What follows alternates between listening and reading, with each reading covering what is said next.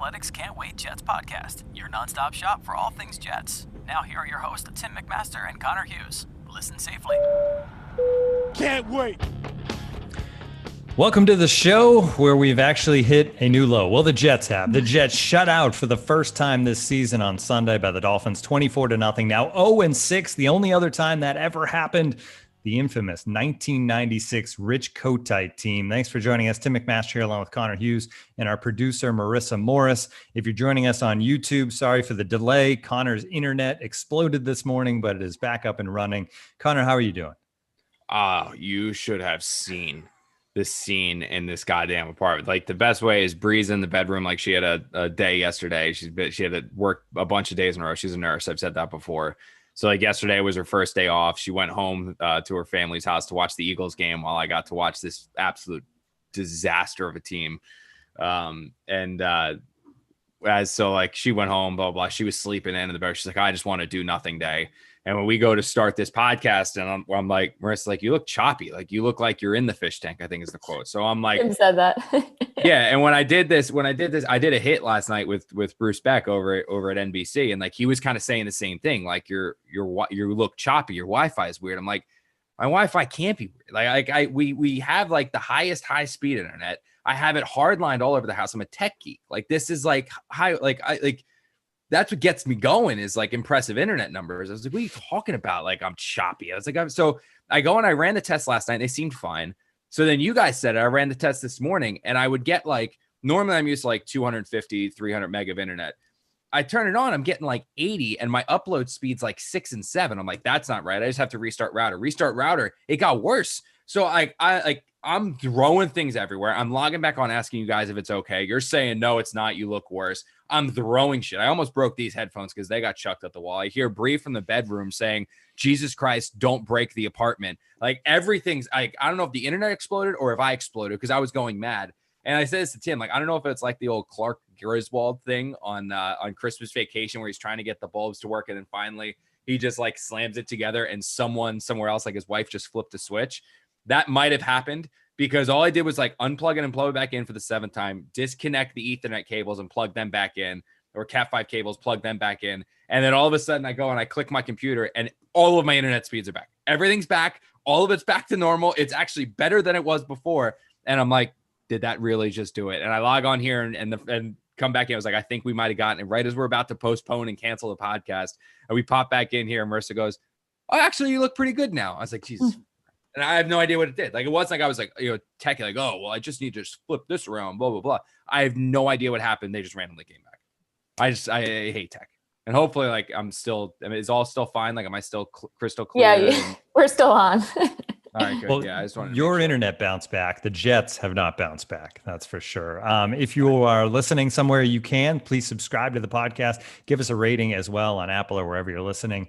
Lot to get to on the show, Connor. Why Adam Gase is still the head coach this morning. We'll talk about that. Why Steve McClendon is the luckiest man in the NFL. And we're going to check in on Trevor Lawrence as well. He was spectacular on Saturday. Hopefully, Jets, while part of your routine as a Jets fan, I think, is listening to this podcast, watching at least some of the Jets game every Sunday, but making sure you watch Clemson on Saturday because that's the thing to look forward to. Let's start with Gase, though. He's still the head coach. Same story, right, Connor? It's according to, Christopher Johnson and the front office of this team right now, just believing that now is not the right time in their mind to make this move because of a lot of things that we've talked about, Sam Darnold's, improvements and all these different things.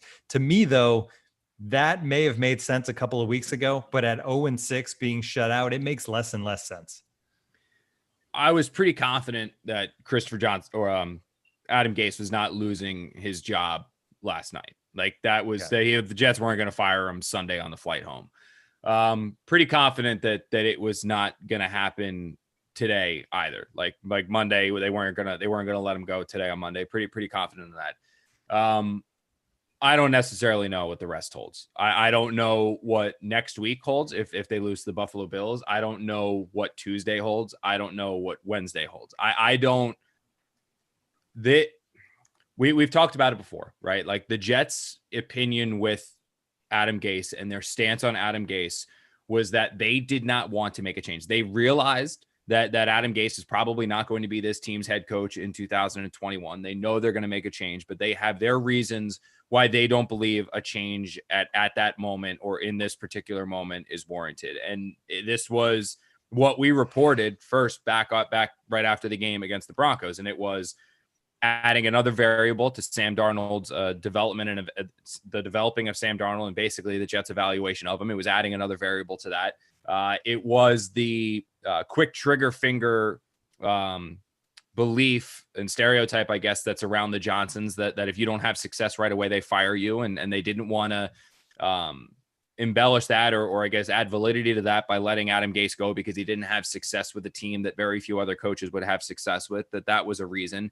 And that they didn't necessarily feel confident that firing Adam Gase and handing the offense over to Dowell Loggins or Jim Bob Cooter and then the head coaching job in the interim to Greg Williams, they didn't believe that would make an actual difference because they don't have confidence in Jim Bob Cooter and Dowell Loggins.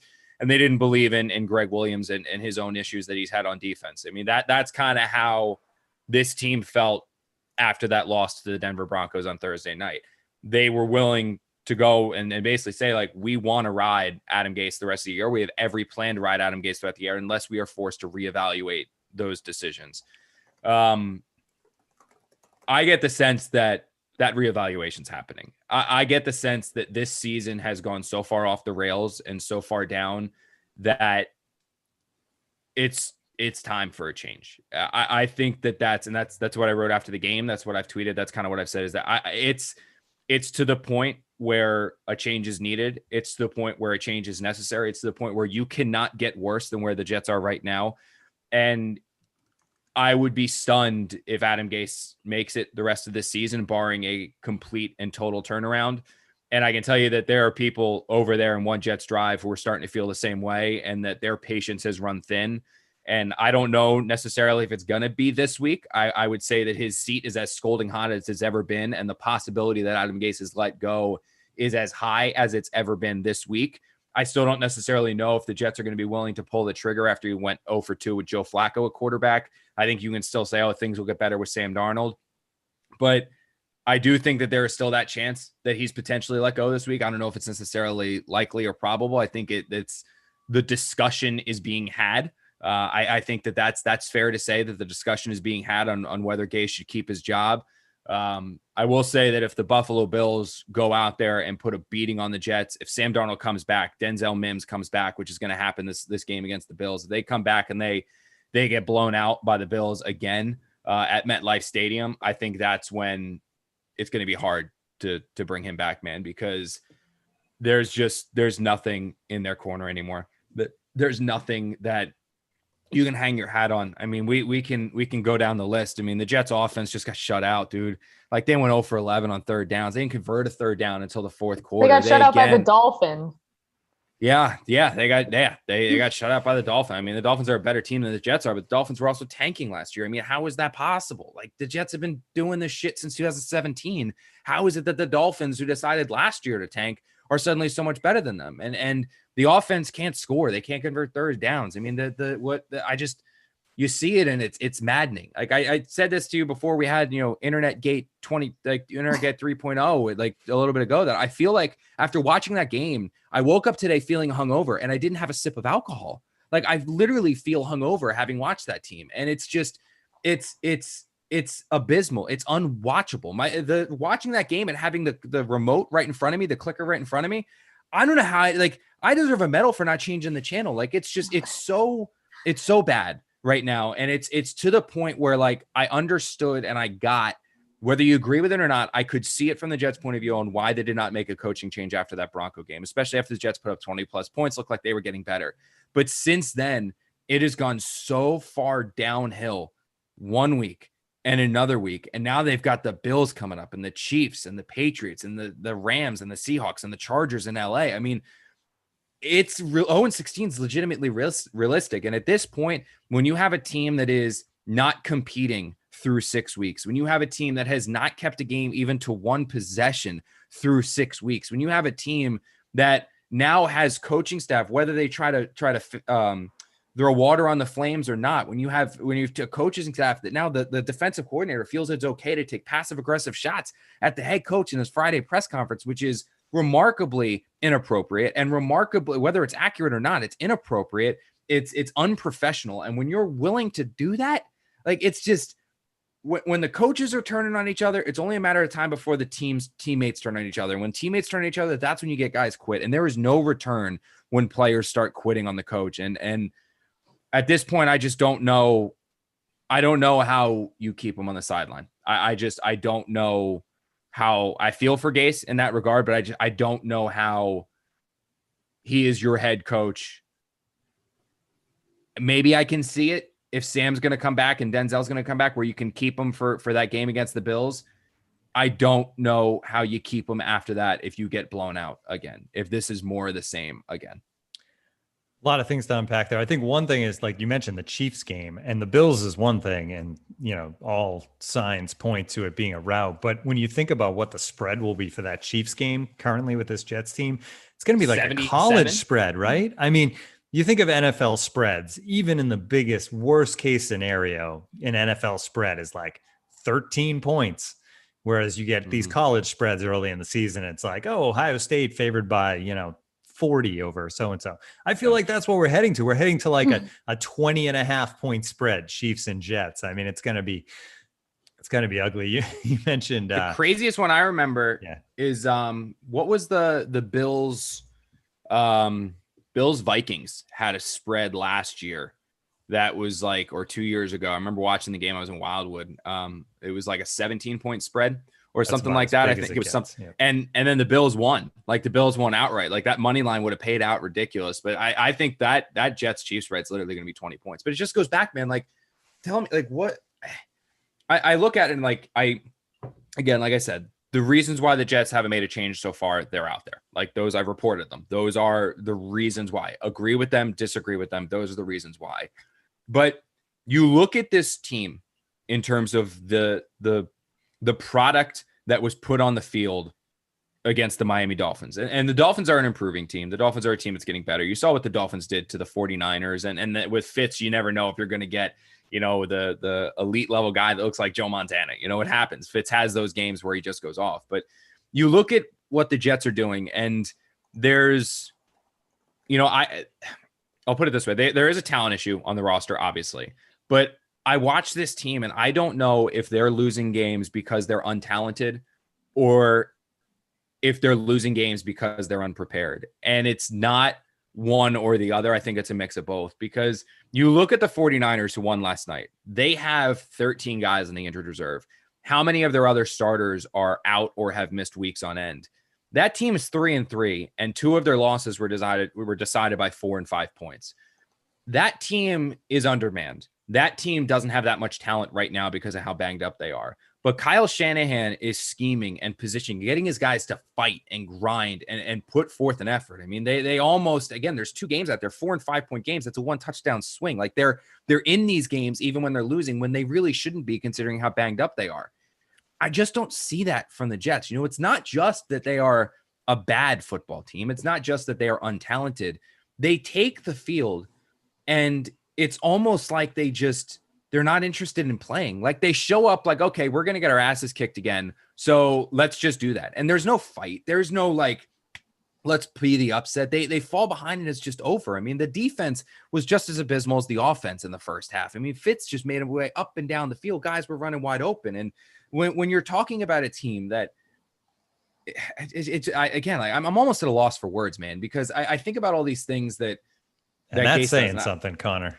Seriously, really, seriously. But like, I feel like is that Gase has his scheme and he has his system, and he is so hell bent in that his scheme and his system is going to work, and that it can work, and that it can be successful. And he believes that because he had all of this success running that scheme and that system with Peyton, Demaryius Thomas, and all those guys over in Denver.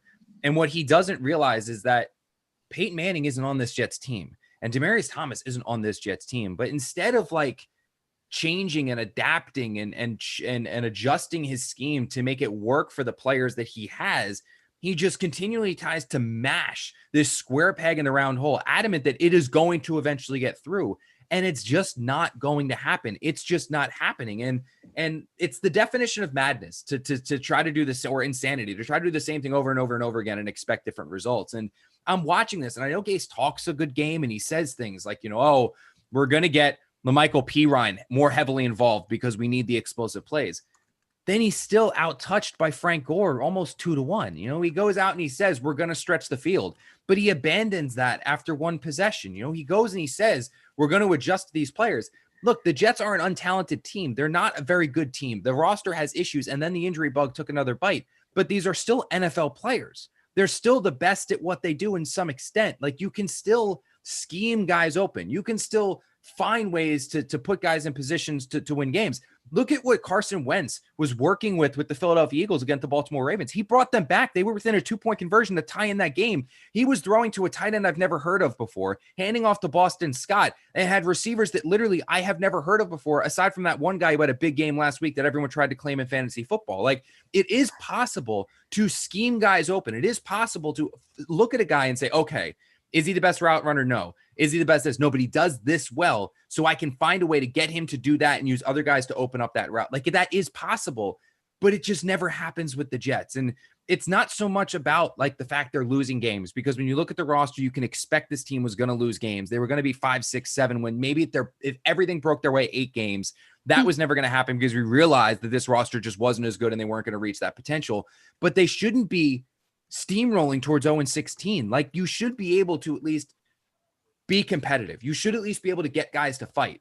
And the Jets aren't just untalented, but they're uncompetitive. They're clearly unprepared when they take these games. And when you're throwing this out there, honestly, it's kind of disgraceful. Like, what you're seeing on Sunday is disgraceful. And the fact that this is an NFL team and Gase is the front man for it, it can't get worse than this. And when you literally say and can make that statement that it cannot get worse, a 24-0 shutout to the Miami Dolphins, losing on Thursday night to a third-string quarterback on a short week at home, it does not get worse than these two things. And when you can't get any worse, the only place to go is up. So while the Jets do feel that they don't necessarily have better offensive options with Dowell or Jim Bob Cooter calling the plays, while the Jets don't necessarily feel that getting rid of Gase or they feel that getting rid of Gase might stunt Sam Darnold's development anymore, while they're not necessarily overly confident in Greg Williams to rally the troops and kind of look at him a little bit as a guy who many people on that roster don't take him seriously. Like, guys on the roster don't take him seriously. Guys on the coaching staff don't take him seriously.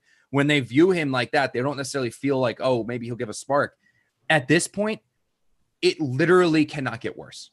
It literally cannot get worse than what it is right now. So if the Jets want to give Adam Gase one more shot, and I don't know if they will, honestly, I've been trying to find out if that's confirmed and if it's definite, if he's definitely going to be the coach against the Bills. And I've kind of gotten like half answers and yes and no. Like, I haven't been able to have somebody tell me definitively he's going to be the head coach yet. That was, again, when I was reaching out to people last night and talking to people last night, I haven't been able to get like a definitive answer and all that stuff as far as he's going to be the coach or he's not going to be the coach. I just think that, well, I can see them giving him one more against Buffalo at home. Sam Darnold's potentially coming back. Denzel Mims is going to make his debut. You'll have your full complement of weapons. The offensive line might be better with Becton getting back in there again. He's now still a week removed from the shoulder injury. I can see him potentially giving him that game. If they get blown out again, if they lose again, 31-10, if they lose again, just another 2 or 3 possession loss where the offense looks like shit and the defense looks like shit, I don't know how you keep him again.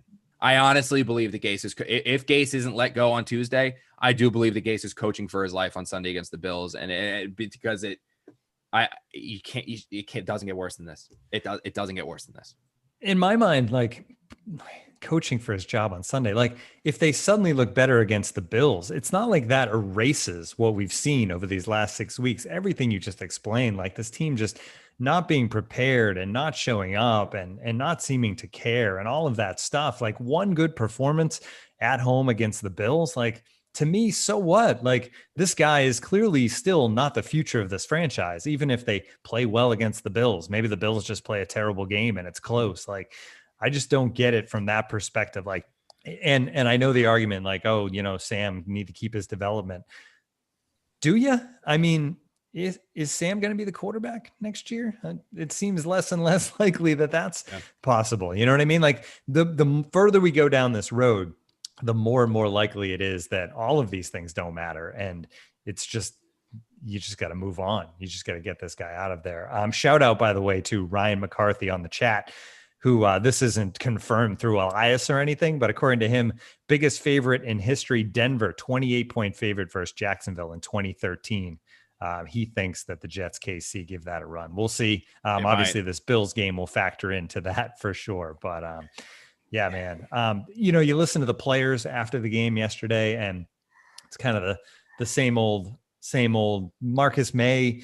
We can turn it around. Tomorrow's a new day. It's a new week. Like, no, not really. I mean, it's a new day. It's a new week, Connor, but it's the same season and it's the same players. And it's right now the same coach. The most damning indictment on this season, and where I kind of saw the fracture starting to come, is when Greg Williams felt it was okay to throw that shot at Adam Gase on Friday. And look, what Greg said was accurate. I mean, the offense has not put the defense in a position to have success. Whether it doesn't excuse Greg Williams' pitiful defensive game plans, these last few weeks. I mean, the Jets defense has had their problems. The Jets defense has been a problem. Greg Williams has not been good. The Jets defense has been one of the worst in the NFL, undeniably, but the offense hasn't helped them. There's been no complimentary football. All those 3 and outs, all those, the defense does get a stop and then the offense just doesn't do anything with it after. The failures in the red zone. I mean, all of those things, there's an emotional carryover on the sideline where you're like, all right, we're going to get back in this. Boom, 3 and out. Defense is like, we're back on the field again. Then they're hanging their heads and then suddenly they start making mistakes. I mean, it is warranted what Greg Williams said, but the fact that he is in an environment where he feels it was okay to literally go out there when your team is 0-5, your team's trying to rally together. Your team is, as coaches, are trying to tell the players, stick together, be together, be a group, be a unit. When you're trying to do all of those things, like as a coaching staff to keep the team together, and then the defensive coordinator goes out there and throws that shot, that passive-aggressive, inappropriate, unprofessional shot at the head coach in a Friday press conference over Zoom, and then now is not going to have to, because knowing that he's not going to have to answer for it or say anything about it for an entire other week until next Friday when he talks again. Right. When that environment's there and he feels that's okay to do. It's like a hit and run. Seriously. And but like what that does, and the players all they said, oh, we didn't hear it. We don't know. Oh, blah, blah, blah. That's bull. Like I can tell you that's complete and total bullshit. They know what was said. But when all that's doing now is now you're taking offense, defense. Now that is a thing now. There's no team. That's not a team environment. When Greg Williams says something like that, that erases team. There's no team anymore. There is the Jets offense and there is the Jets defense. And they're going against it. I mean, it's done. And Adam can say, oh, we don't have an issue. No, the guys in the locker room. No, there is now an issue. That is a thing. Offense, defense. They are 2 different teams. It's not the Jets. It's 1 and it's 2, and they are going to battle it out against each other. It's only going to get worse from here on out. And it's the fracturing of that. And then when that happens, then the players start turning on each other. When players start turning on each other, that's when you get a toxic locker room. When you get a toxic locker room, that's when you have players quit. And once you have players quit, that's it. There is no coming back from that. Once players tune the coaches out, once players quit, that's it. There's no coming back. And that's when we talk about rock bottom. The Jets haven't hit rock bottom yet. The Jets aren't there. They still keep sinking lower, lower, lower. This is the closest I think they've come to literally being on rock bottom after what Greg Williams said and then the effort that went out there, because the only thing keeping the Jets, a stepping stool above rock bottom is because the players haven't totally quit on the coaches yet. They haven't put forth great effort. They've struggled. They've cashed in games, but they haven't turned on each other and they haven't quit yet when they haven't started pointing fingers. Once that happens, it's done. And we are dangerously close to that happening. And Greg Williams expedited the process with that quote. And it's just, you can't have it. And like I said, I'll be honest with you. If I was Christopher Johnson and he makes the decision to let Adam Gase go, whether it's Tuesday, it's not going to be Wednesday, whether it's Tuesday, whether it's next week after they lose to the Bills, whenever it is, when he makes the decision to let Adam Gase go before the end of the season, I think you need to send Greg Williams with him. because I don't think this is something where you can fire Adam Gase and keep Greg Williams. I think it's going to have to be very similar to what the Cleveland Browns did, where they let go of Hugh Jackson and Todd Haley. I think what you need to do is you need to let go of Greg Williams. You need to let go of Adam Gase, and then you need to figure out how this coaching staff's going to work the rest of the way. And you can position guys here, there. We'll see. I mean, heck, you could. Dan Campbell was the interim head coach he went up from special teams. The guys liked how they motivated him. He was the interim head coach for the Dolphins a couple years ago. Maybe that means it is Brant Boyer. Defense, you give Denard Wilson a shot to be the defensive coordinator. Offense, you either have Dowell Loggins or Jim Bob Cooter. I don't know. But I think that if you do let Adam go, you need to let Greg Williams go as well, especially after the remarks that he made on Adam, because that's not the guy you want leading your team. It's bad. It's when you think it can't get worse, it does. All right, we have a lot more to get to. You could take a little break, Connor. But first, a message from DraftKings. Week 6 of football is in the books, and now it's time to review the tape and get ready for Week 7. There's no better place to get in on all the action with DraftKings Sportsbook, America's top-rated sportsbook app. To add to the excitement of Week 7, DraftKings Sportsbook is bringing back their can't-miss offer. If you haven't tried DraftKings Sportsbook yet, head over to the App Store now because you don't want to miss this. DraftKings Sportsbook is giving all new users the chance to earn a sign-up bonus up to $1,000 when they sign up using the promo code QUICK. DraftKings Sportsbook has endless ways for you to bet. From live betting to betting on your favorite players, they do it all. Don't worry if football isn't for you. DraftKings is giving all MMA and baseball fans who sign up now the chance to turn $1 into $100 by betting on either this weekend's UFC 254 or any World Series game. DraftKings is safe, reliable, and secure, making it easy for you to deposit and withdraw your money at your convenience. Download the top-rated DraftKings Sportsbook app now and use promo code QUICK when you sign up and get up to $1,000. That's code QUICK to get a sign-up bonus of up to $1,000 for a limited time only at DraftKings Sportsbook. Must be 21 or older, New Jersey only. Bonus comprised of a first deposit bonus and first bet match, each up to $500. Deposit bonus requires 25 times playthrough. Restrictions apply. See DraftKings.com/sportsbook for details. Gambling problem? Call 1-800-GAMBLER. This football season will be different, and Pepsi is here to get you ready for game day, no matter how you watch this season, whether it's hate watching Adam Gase and the Jets offense or just dreaming of a brighter day for the New York Jets. Pepsi is the refreshment you need to power through game day and become a member of the League of Football Watchers. These passionate fans are the real generational talent that Pepsi fuels, because Pepsi isn't made for those who play the game. It's made for those who watch it.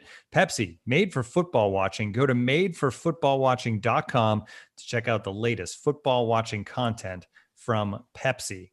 All right, so if we were to dive into this game a little bit on the individual level, and we'll get to the draft prospects in a little bit as well, but you mentioned P. Ryan, Connor, 7 carries, 27 yards, 2 catches, 9 yards. Perryman comes back, 4 catches, 62 yards. A positive, I guess, if we had to throw one in there, Jamison Crowder, 5 straight games with at least 7 receptions. That's actually a Jets franchise record. So 20 years from now, you'll think back on the 2020 New York Jets as for that record, maybe. Beyond sure, I will. I mean, I guess trying to think of who the best performer for the Jets in this game is. Braden Mann had 10 punts. I mean, that guy deserves a day off, right? Ty Johnson went to Maryland and carried the ball well, at least once. Oh, God, here we go. Go ahead, Marissa, have your moment of fame. Your turf ripped off a 30-yard run. But I mean, it's hard. What I'm getting to is that it's tough to even pick like little individual performances to kind of hang your hat on at this point. Again, this kind of just goes back to, like I said, trying to mash a square peg into a round hole. Is that what the Jets say and what the Jets do are two very different things. It's that Gase talked all week about how P. Ryan was going to be so much more involved, right? Like he was saying over and over and over again, we're going to get him the ball because he's explosive. We're going to get him the ball.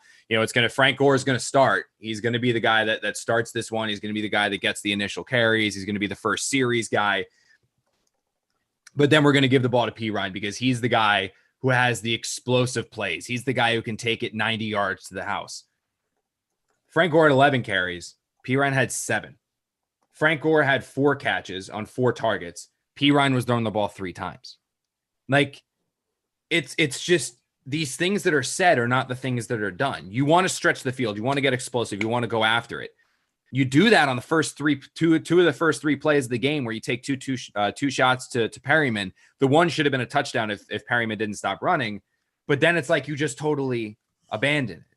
You're going out there in a 2-minute drive where you need to get down the field. In the fourth quarter, you need points. In the third quarter, you need points. Passing situations. You don't have P. Ryan, the guy who can run routes and did so much at Miami catching the ball. You don't have him running routes out there. You got Frank Gore. You're throwing Frank Gore the ball. You don't have Ty Johnson, the one guy that guy got in the game. I was like, holy crap, that dude is fast.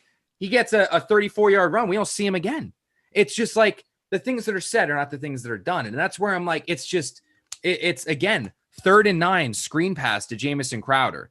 3rd and 2 stretch play to your 40-year-old running back who behind a banged up offensive line. Like these things just, they make my head explode. And honestly, the one person that I do feel legitimately bad for, and it's the thing that I've said it on this podcast before, and to any Jet fan that comes up to me, I cannot stress it to you enough, is that the anger and your hate, you want to direct it at somebody. Christopher Johnson's not the guy to direct it at.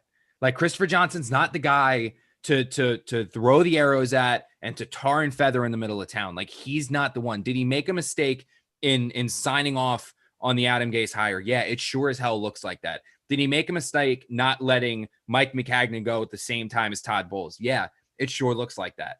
But this guy is not one of those owners like Dan Snyder, or not one of those owners like Dolan with the Knicks, or one of those owners like the Wilpons with the Mets, where he's out there and this is just a shiny object that he's batting around for a little bit and then giving up on. Like I've said it before, like that's not who this guy is. He wants this team to win so desperately. When I tell you that guy was distraught after, or is distraught after every single one of these games, the guy is. When I tell you he is watching this performance and is embarrassed, he feels everything that you're feeling just as much, if not more. And he wants this team to be successful. He wants them to win. He is willing to do whatever it takes to get them to win. He's going to give all of the control of this to Joe Douglas. He realizes that. He knows Joe Douglas knows more about football than he does. He knows Joe Douglas knows how to build a team more than he does. He's going to let Joe Douglas pick the next coach, and he's going to do it. But I see so much of this like hate, like, oh, it's the Johnsons. It's the Johnsons. Christopher is not Woody. Christopher's not going to make the same mistakes Woody Johnson did. He is a first-time owner, basically. He is doing this for the first time. Did he make mistakes and hiccups? Yes. We've talked about it. You know, just signing off and believing Mike Maccagnan got it right with Adam Gase is obviously one of them. Not letting Mike Maccagnan go earlier was one of them. Some of the other things he's done, absolutely one of them. But it's the hate shouldn't be his. He's feeling this one. He's distraught. He's demoralized just as much as you guys are. And he so desperately wants this to turn around. He so desperately wants this team to be successful. I think you've got the right guy at owner to do it. And you got the right guy at general manager to do it. It's just going to take a little bit of time. Like that's the thing. But watching it, knowing that, but then watching the performance on Sunday, that's when it gets hard, because I just, like you said, P. Ryan, like the guy they just wanted to give him like 20 something touches. He touched the ball 9 times. He's the guy that can make the play. That's him. He is the one who can go 60 and you give it to him 9 times. And this bullshit that he's out there because he dropped the ball, you were questioning his confidence. That's the dumbest thing I've ever heard. Yeah. Like, this, and if he's an NFL case, player, if he checks out after one drop, cut his ass, because he shouldn't be doing that. Right. Like, that shouldn't be a damn thing for a running back. It shouldn't. Like, you shouldn't drop a pass and be like, shit, man, I'm over. That's like the old Leon commercials for like Budweiser, where he takes himself off the field and like the coach goes like, oh, what's wrong, Leon? Are you like hamstring, knee? He goes, no, coach, my psyche. Fans were booing, man. I hurt my psyche. I need a few plays I need a few downs off. Like, he's an NFL player. Like, keep him out there. He should bounce back. Like, it's an NFL player. That's what he should be. It's just like I said, dude, hangover. And I didn't drink yesterday. I've got a hangover from this team. And and the fact you even brought up P. Ryan is just like because it's like all week long, I heard it. All week long, I heard P. Ryan's going to be more involved. P. Ryan's going to get the ball. Frank Gore's going to be there. He's going to be the mentor, but we're really going to feature. We're going to feature P. Ryan. That's going to be the featured back. 7 for 27. 7 for 27. And one of those catches, they had 2 catches for 9 yards. The one for 7 yards came with like the game decided with like a minute and a half left. Like, that's it. Where's the screen pass? You love these goddamn screens. Where's the screen to P. Ryan? Where's the wheel route? Where's the skinny post in the middle? Where's trying to get him to shake off a linebacker? Where is this? It's gone. Again, this is the same damn offense that they ran in Denver. The same one, but Peyton's not a quarterback. No Sean Marino's not at running back. Demaryius Thomas and Eric Decker aren't at receiver. Who is the slot? Wes Welker isn't in the slot. Like, just change it. It's not working. You're supposed to adapt. That's what's supposed to happen, and it's not. And that's why if they let him go, I'd sign off on it, man. I believe he should be let go. I believe that the Jets should have made a change on Monday. I do, because I can't watch this anymore. I can't do this. I need therapy. I can't watch this. That's what, you know what? Next goddamn podcast we do, I don't care what Bree says. I'm putting a couch in my office and I'm just going to lay back like this. I'm laying back like this and I'm just going to talk to you and you're going to be like, Connor, tell me how you feel. And I'm going to be like, how does that make you Marissa. feel, Connor? Yeah. I don't know, Marissa. I can't do it. That's what I'm doing. I'm putting a couch in the back and it's going to be therapy session where it's Cant Wait podcast. It's going to be therapy session with Connor and Marissa and Tim. That's what's going to happen because I can't do this anymore. This is just, goddamn, man. Like, holy shit. You know, they have all those, drinks now, energy drinks that like cure your hangover or protein shakes that cure your hangover. The New York Jets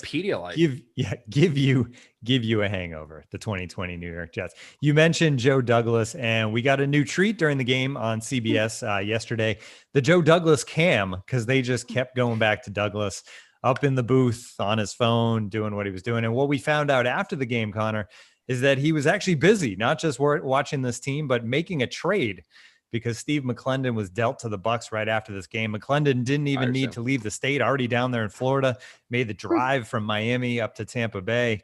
McClendon, I mentioned it, I joked in the tease, the luckiest guy in the NFL because he's on his way out. He's going to a team that has a chance this year in the Tampa Bay Buccaneers. The Jets get some picks back, nothing earth-shattering. 2022 6th round pick, 2023 7th round pick. No, but they gave their 20. I'm sorry, to trade, yeah, basically. So they just they just swap a little bit. So basically, they save a little money and they help a guy out in Steve McClendon. But it also, I guess the other thing this does is it makes the Jets a little worse, which makes that number one pick even closer. You can almost feel it at this point. Hey, I have a question too with the Joe Douglas cam. Like, after how many times they had showed it, like, why doesn't he like move away from a camera shot? Like, they'll find him. Oh, he's enjoying it. Come on. They'll find him. Why keep sitting? Yeah. I mean, the shots of his head like this and like, go hide somewhere. Like, I don't know if he realized it. Like, I don't know if he realized. Yeah. There's no PR person saying getting text messages. Joe, get the way. Yeah. Like, go hide behind a screen or like something else. You could still watch the game. Like, or maybe you probably shouldn't watch the game. It's not. Yeah, I don't know. Yes, but anyway, closer and to bring it back to the draft, Connor. Falcons, I was even going to talk about. I thought we were going to go trade target. Like, who else could be next? Sure. We're building this rundown as we go. Go for it. Who's next? Sorry, I only say that because I tweeted that. I thought that's where we were going with this because I didn't get a chance to look at the rundown. Because Connor doesn't look at the rundown before we start the show. So fair. Wow, with teammates like you guys, and then we'll man, get to the draft. So who's next? I'm not the point guard here. You're just throwing it up. You're throwing alley oops up, and I'm like Steve Novak, just sitting at the corner shooting threes. Like, I don't need to. You know where I'm going to be. I'm over there. You know where I'm going to be. Just throw it that way, and you know what's going to happen. I don't need to know how we get down there. I don't need to. Oh yeah, man. The belts, the discount double check. Oh yeah. I love Steve Novak. That was fun as hell watching him play. Oh man. Like one year of good Knicks basketball I've seen in my lifetime. That's where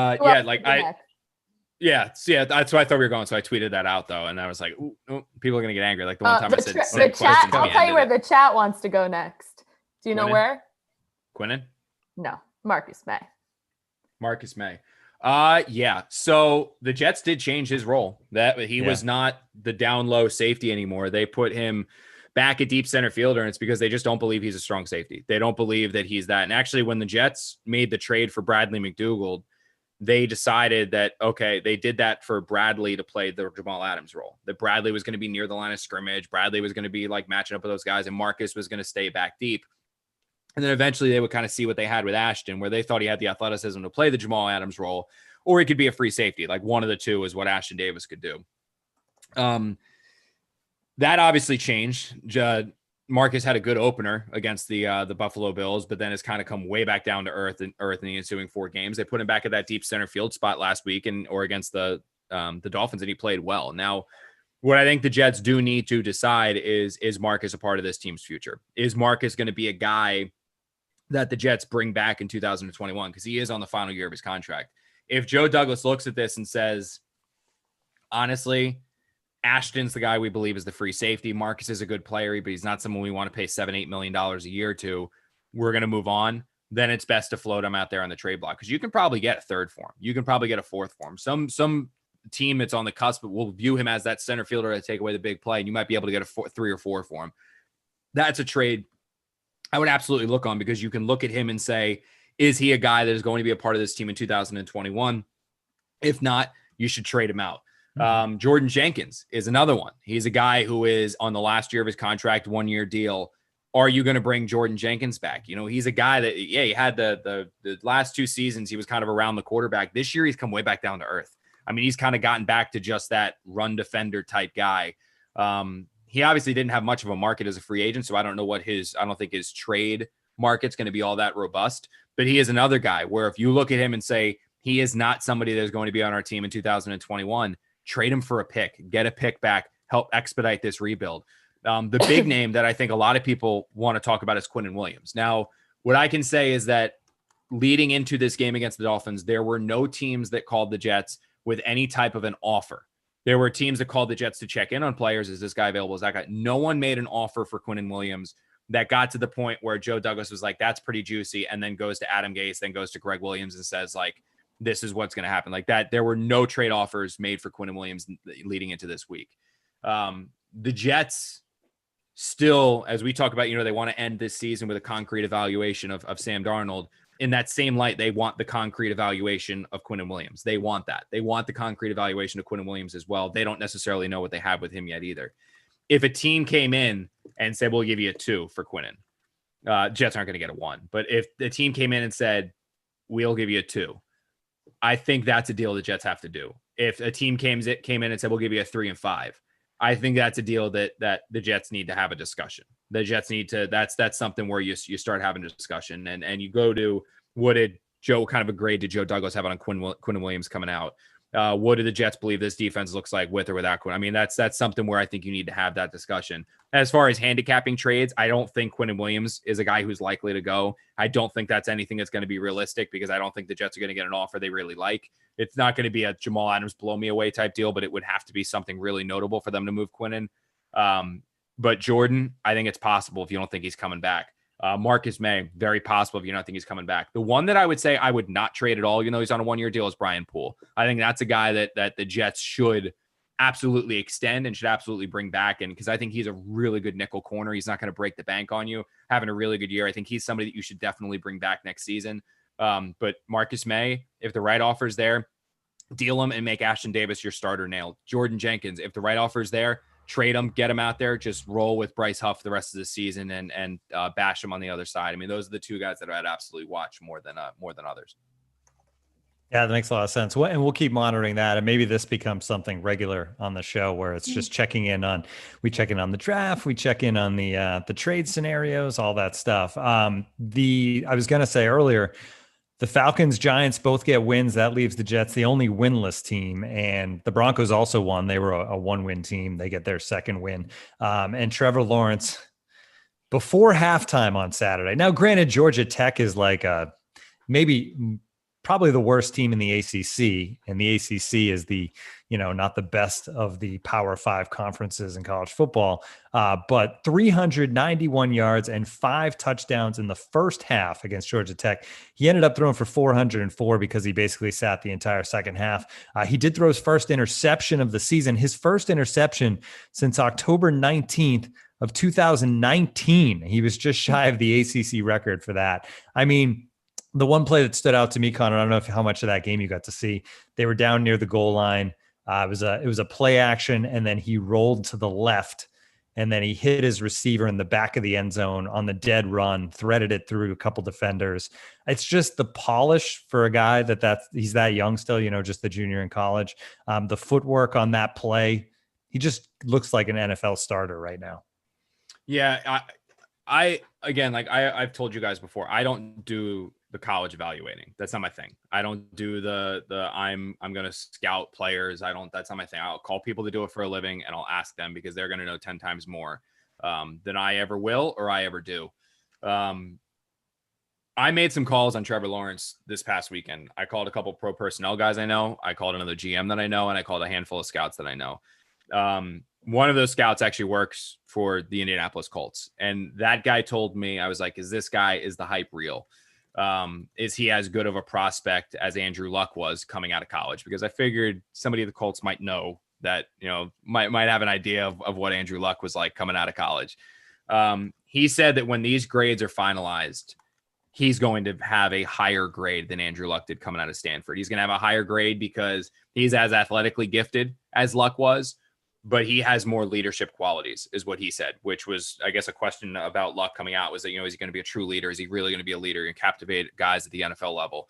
He said there's no question about that, and he's going to have another, he's going to be that, he's going to be considered that highly. Called somebody a pro personnel guy about Trevor Lawrence. And again, is the hype real? He said, they've got Russ. So there hasn't been Russ and some other guys. So there's no need for have deep concrete evaluations of Trevor Lawrence. But he said, this guy's going to be a stud. And he said, the one thing that really stands out about him is that he is a guy that Trevor Lawrence talking about is a guy that has been in the spotlight since he's basically been 10 years old. And there's been no hiccups. He's lived up to the hype every step of the way.